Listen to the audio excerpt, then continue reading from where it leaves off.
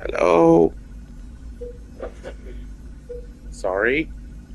Hello, everyone, and welcome back to my walkthrough.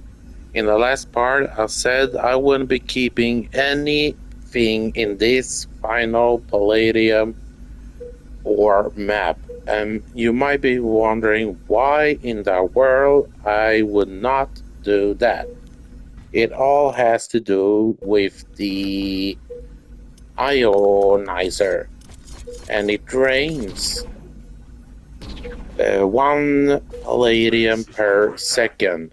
And I mentioned this before, I did not set any ore deposits to infinite.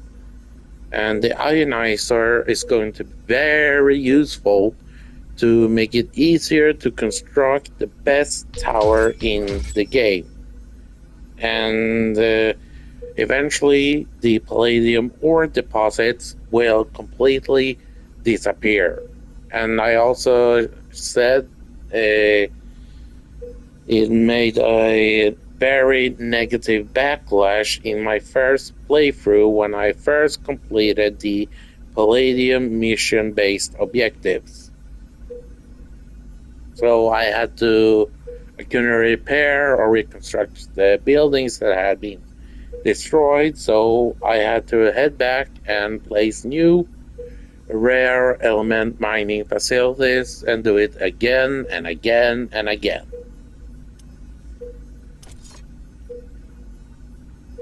The ground is shaking. It looks like an earthquake is coming.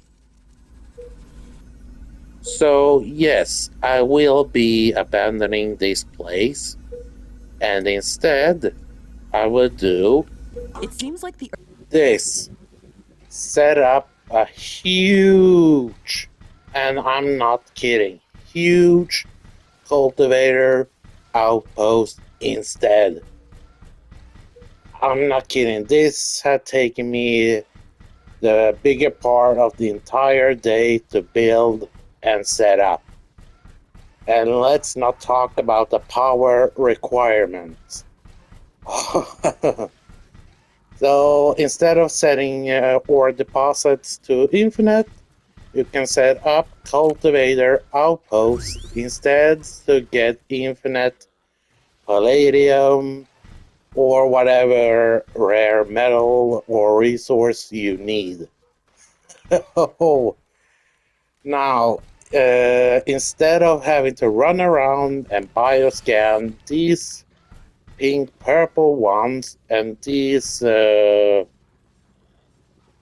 burnt fried cheese plants, you can set up the cultivators to stay online, and then you can open up the build menu, press upward on the directional button, and just tap left once. And this way you can switch the power on or off on all buildings. And that way the harvesting stations will not be active and harvest all of these plants.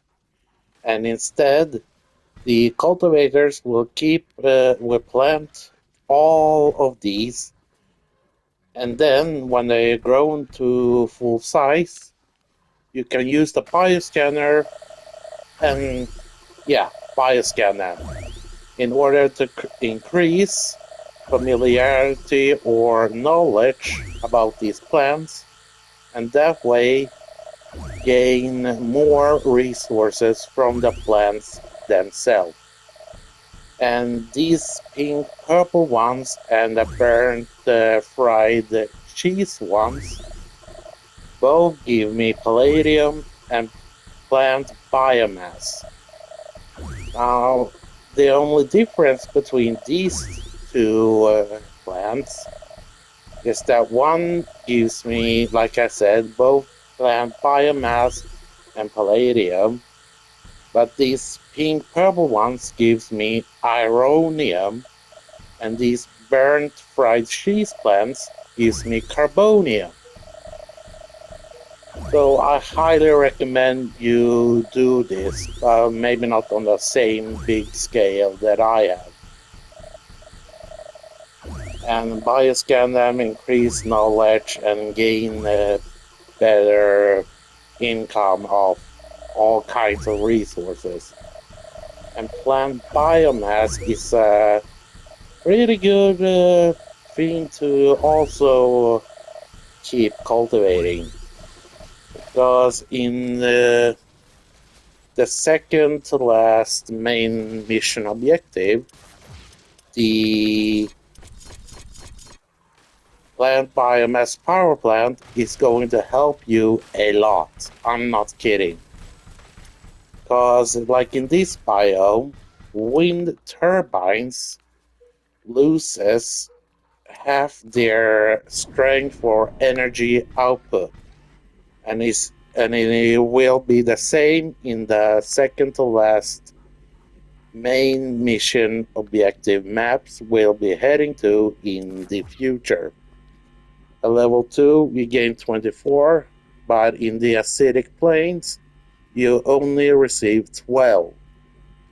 So if you haven't upgraded to wind turbines level 2, while at level 1 turbines gives you 12, that the 12 is cut in half. So you will only receive 6 plus percent energy reduction. And yeah, I've been going way overboard. Oh man.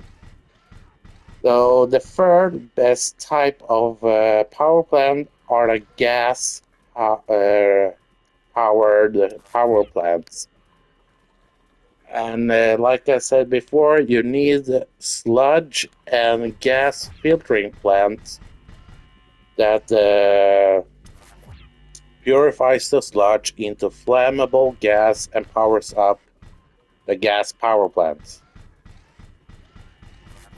Yeah, I'm not kidding. This is the best way to get infinite resources without customizing your campaign to have infinite ore deposits.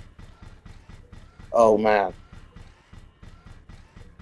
Yeah, just do like I have been doing, but maybe not on a same large scale.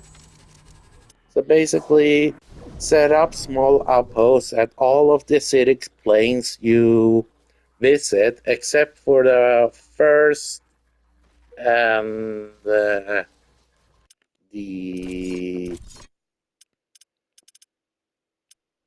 keep the Rhodonite concentration mission, acidic yeast colony research, and gather palladium ore samples. Set up small outposts of those, then go on ahead to the final palladium ore mission, complete that, and dispose of that outpost, and head back to these three locations and set up your cultivator outpost. And once again, you can bioscan these plants and gain more knowledge, familiarity. And once you have bioscanned everything that is available, you can destroy them, and Prepare the for an ion cultivators storm. will regrow them. And once they're big enough again, bioscan them again and again. This is the faster method than running This ion around storm is the really map intense. like It disabled a a lot of equipment. We have to clueless, wait it off. headless chicken looking for these two specific plants and bioscanning them. And yeah, I also decorated out these places with lamps. Hey, I'm playing at the permanent night here, so don't judge me. Sorry, but I'm just so happy over this huge achievement. And I might as well show you these two plants here.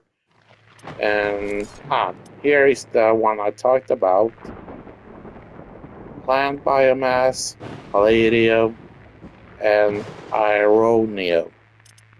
And the second one is this one. Plant biomass, palladium, carbonium. And I'll also set up one rhodonite cultivator site Everything's in getting this back to map, normal. Thankfully, this didn't because last long. unfortunately there are no rhodonite ore deposits. The only way to get your hands on more is by cultivating them, and rhodonite is one of the main, most important resources to have. So you basically would only need 2 cultivators, 1, 2, 2, 3 harvesting stations with those 2 cultivators. Basically, the best amount of harvesting stations on one cultivator is 3.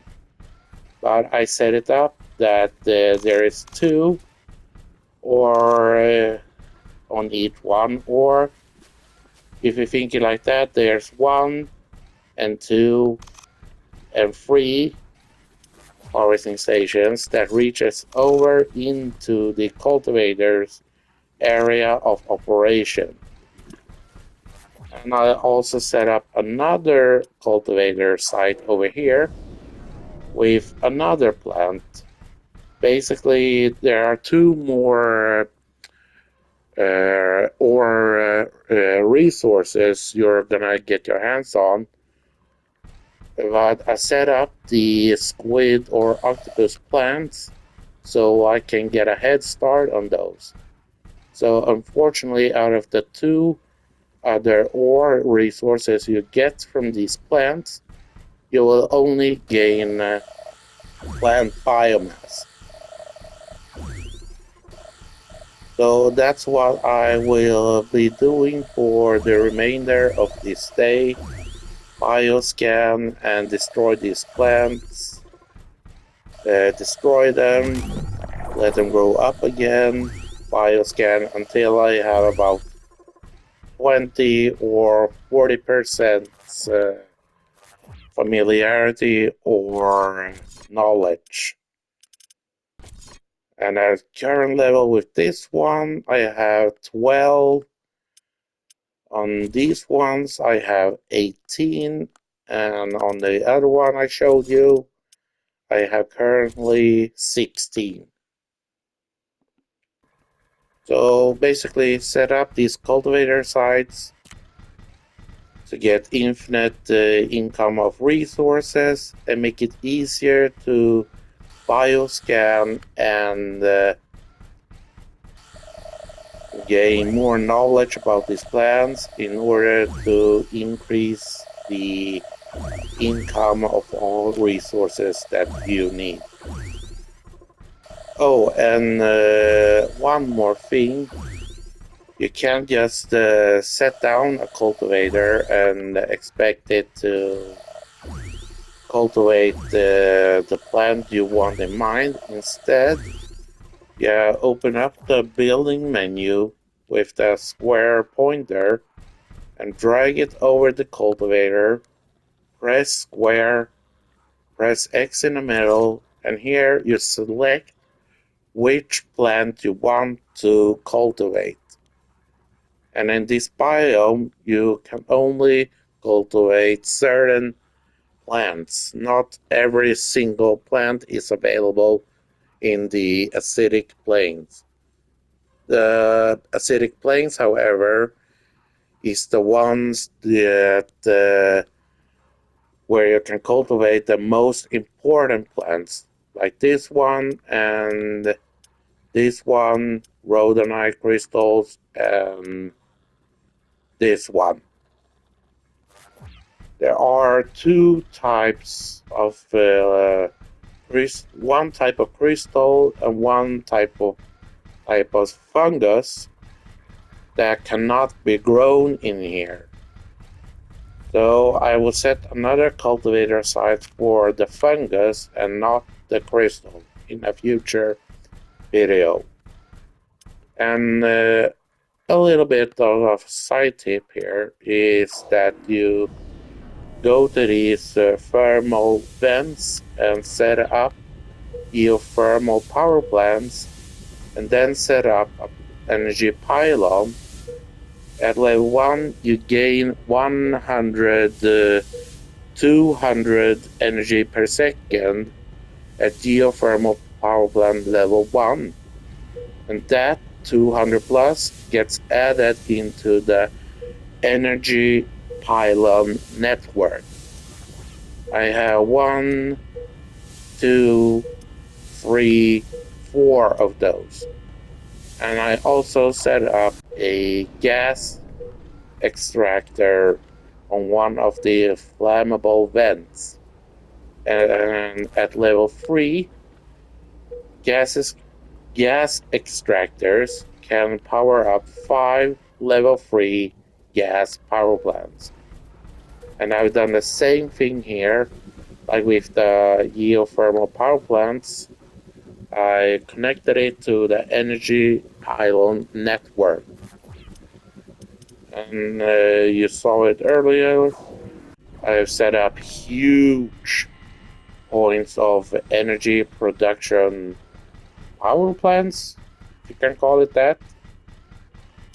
And I'll also set up 1 point of gas power plants over here with energy storage.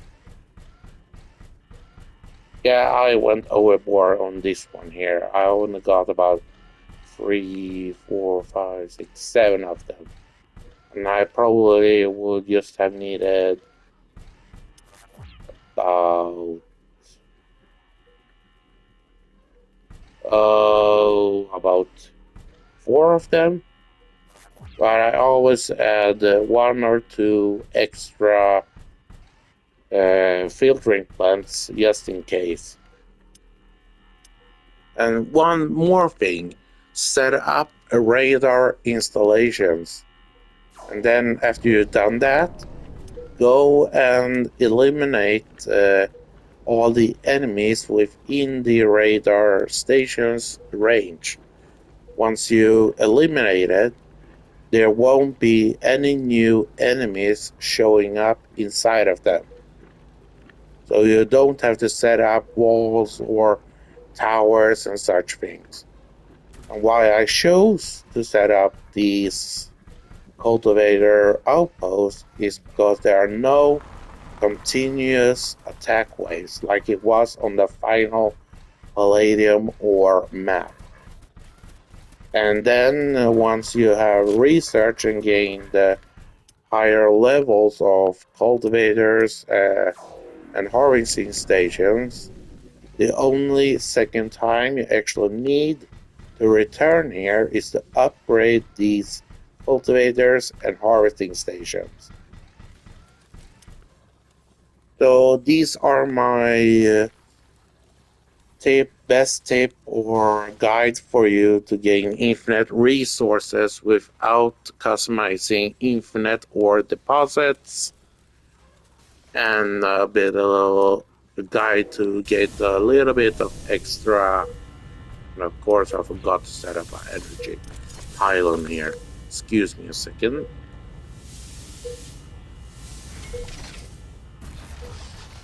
Because you will need a lot of power if you build cultivator sites like I have. So if you have a lot of these flammable vents and geothermal vents, go over to them, build geothermal power plants, gas extractors, and once you build those and the gas power plants, hook them up to the energy pylon network, and you should be good to go. Well, that is it for now. So Prepare for an ion storm. there are a few other plants, like I said, that can be cultivated. That would be 1, This ion storm is really 2, intense. or for Disabled a 3 lot of more equipment. We plants have to wait it off. that can only be found in the second main mission objective maps. No, that is the only place I need to go to and bioscan, and I can set up those 2 additional plants uh, and set them up here for these 2 additional acidic plains maps and set up more cultivators. Oh, and at the main outpost, could this storm just knock it off already? Everything is getting back to normal. And at just Thankfully, this didn't the last long. outpost, I've constructed what I'm currently accessible to level 2 solid material storages. That is basically the only thing I recommend is set up around these main miniature version of the HQ building. Well, the outpost building. And then walk around, set up these, and you can also never have too few of these pumps in the sludge pools. Better to have more than fewer, so you won't accidentally have too little sludge or mud to power up all of these power plants. And that's basically it for now. Oh yeah, like I said, destroy the plants, let them regrow, and if you're lucky, when you destroy these plants, they will drop one of those green DNA strains, and you can pick it up in order to get 1 additional knowledge or familiarity point. Like here. And just go, what should I call it?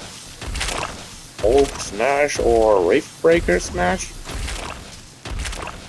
And when you destroy the plants, you also pick up plant biomass and the occasional palladium or sample.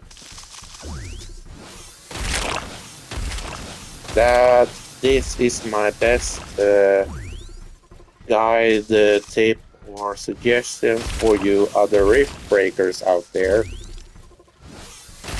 to gain infinite resources and easier to increase knowledge of each of these plants. Well, unfortunately, this is basically all the time I have left now, as it took the bigger part of the entire day to set all of the... Oh yeah, set up any kind of flooring around the harvesting stations. Otherwise, the harvesting stations will head out and collect the other plants or crystals instead of the main plants you are cultivating. So, yeah, it's also kind of therapeutic to smash things like this if you can't do it in the real life.